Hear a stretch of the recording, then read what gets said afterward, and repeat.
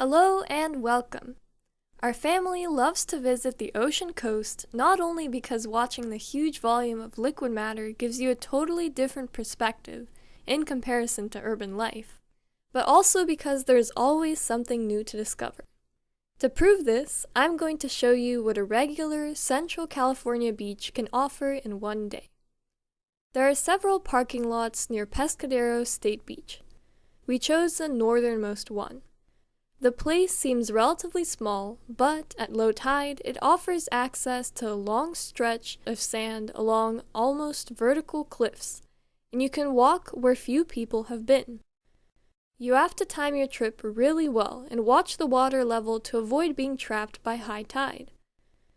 Some of us did get their shoes wet on the way back. If you take a closer look at the gray and light brown sediments exposed on the surface of the cliffs, you may notice the traces of ancient life. The burrowing of marine creatures, probably worms, shrimp, or mole crabs. A few feet above the sand, there is a layer with scattered, dark brown bones, which are easy to recognize by the spongy internal structure. Those likely belong to marine mammals. Whales, seals, or sea elephants. It's hard to tell for sure looking at the small portion of the fossils sticking out of the matrix. Although the sheer size of the bones may give you a clue about the animal they belong to.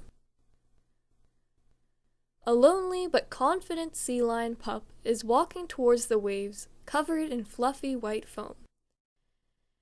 After resting under the warm sun on the beach, the pup is ready for another hunt, fearlessly entering cold waters to begin the search for food, mostly fish.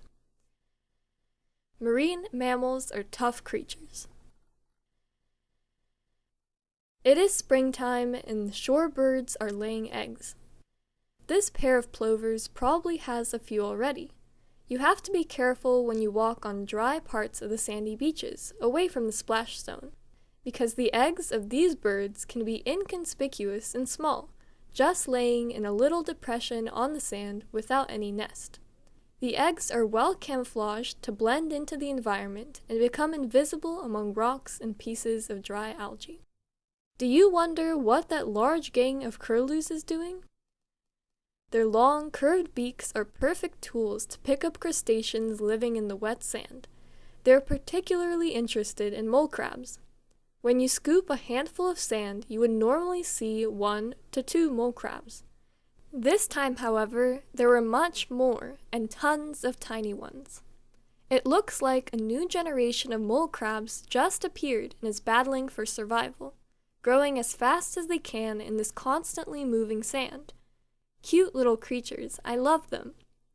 Not all make it though. There are thousands of empty shells drying out on the beach. Nature is beautiful, but cruel.